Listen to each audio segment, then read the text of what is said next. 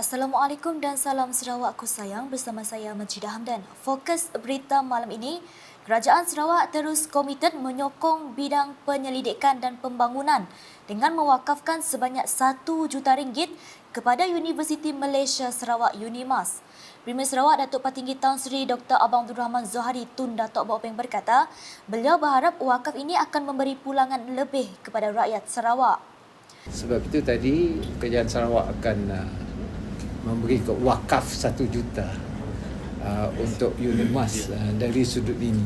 Ini wakaf dari Kerajaan Sarawak dan kita harap wakaf ini pulangannya akan lebih kepada rakyat Sarawak. Kerana saya beri bagi pihak rakyat Sarawak. Bukan saya sendiri, kerajaan, tapi rakyat Sarawak untuk memulakan satu konsep yang lebih meluas mengenai dengan wakaf. Tadi saya bincangkan mengenai dengan kepentingan penyidikan research and development.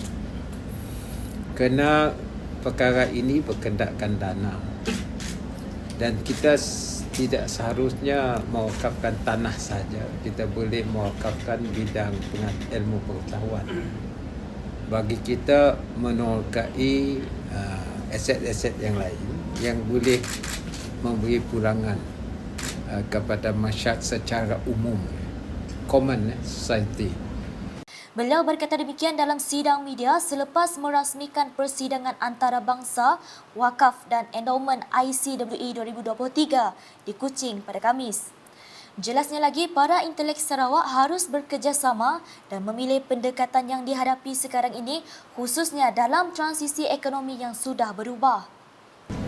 Dan dalam hal ini para intelek Islam haruslah bekerjasama mengenai dengan pendekatan yang kita hadapi sekarang ini, khususnya dalam transisi ekonomi yang sudah berubah. Ekonomi kita sudah berubah, tidak macam dulu.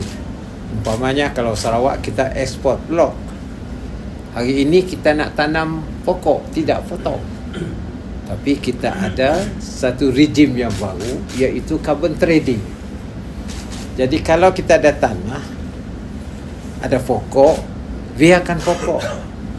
Apa yang kita dapat menjual carbon credit, kita wakafkan kepada society. Ini satu caranya. Katanya lagi, wakaf mempunyai banyak bentuk dan ini adalah satu pendekatan yang diharapkan dapat mengubah ekonomi negeri ini. Premier Sarawak turut mengucapkan tahniah kepada pihak UNIMAS kerana julung kali menganjurkan persidangan khusus yang membincangkan mengenai konsep wakaf dan endowment. Seramai 9 orang pembentang terdiri daripada delegasi kerajaan luar dan ketua-ketua pegawai eksekutif organisasi dalam Malaysia dan luar negara mengambil bahagian dalam persidangan tersebut. Ia disertai lebih 300 orang peserta terdiri daripada pelbagai kategori individu dan badan korporat, meliputi pemain industri, pegawai perubatan, pensyarah, pegawai kerajaan dan swasta, pelajar, ketua organisasi, usahawan pada filantropi dan orang awam.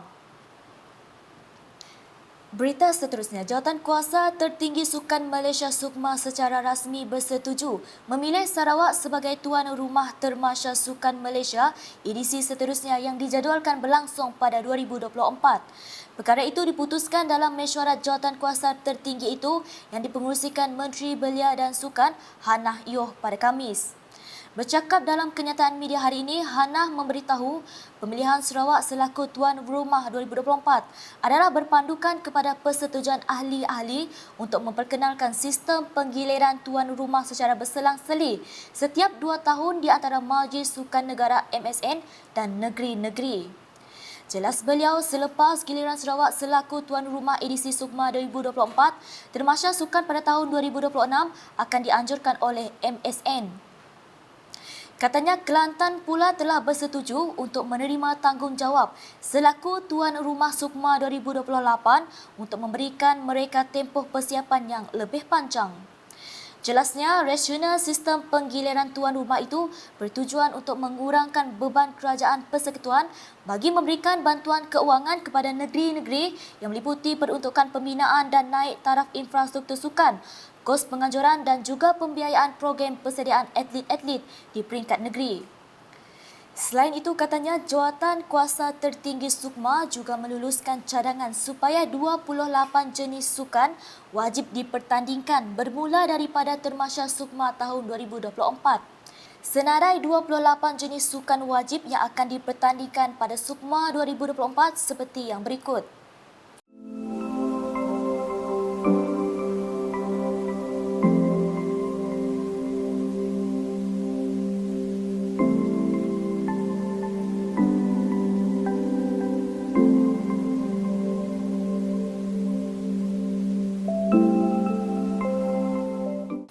Menurut Hanah lagi, Sarawak juga diberikan pilihan memasukkan beberapa sukan tambahan dan telah memutuskan untuk menyenaraikan 4 jenis sukan iaitu tinju, muay thai, petong dan sukan elektronik e-sport bagi Termasya SUKMA 2024 tertakluk kepada jumlah minimum penyertaan 6 negeri seperti terkandung dalam Peraturan Am Sukan Malaysia. Keperkembangan berikut, Menteri Pelancongan Industri Kreatif dan Seni Persembahan Sarawak, Datuk Seri Abdul Karim Rahman Hamzah, telah mengetuai rombongan Sarawak ke Ibu Pejabat Pertubuhan Pelancongan Dunia Pertubuhan Bangsa-Bangsa Bersatu UNWTO di Madrid, Sepanyol pada Rabu.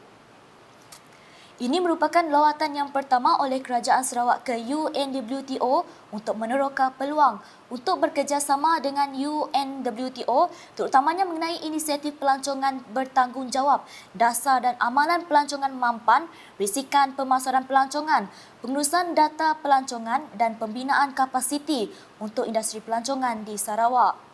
Dalam satu kenyataan, media memaklumkan lawatan kerja ini telah mengukuhkan hubungan dan perkongsian antara Kementerian Pelancongan Industri Kreatif dan Seni Persembahan MTCP dan UNWTO dalam jangka panjang dan mempercepatkan pemulihan pelancongan di Sarawak.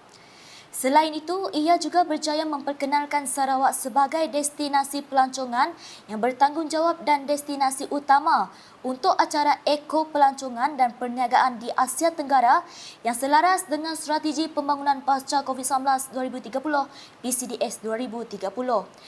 UNWTO juga mengesyorkan Datuk Seri Abdul Karim dan Persatuan Penyelidik Sarawak menyertai sesi ke-25 Perhimpunan Agung UNWTO yang akan datang dan Suruhanjaya Asia Pasifik Suruhanjaya Asia Selatan ke-35 CAP-CSA di Kemboja.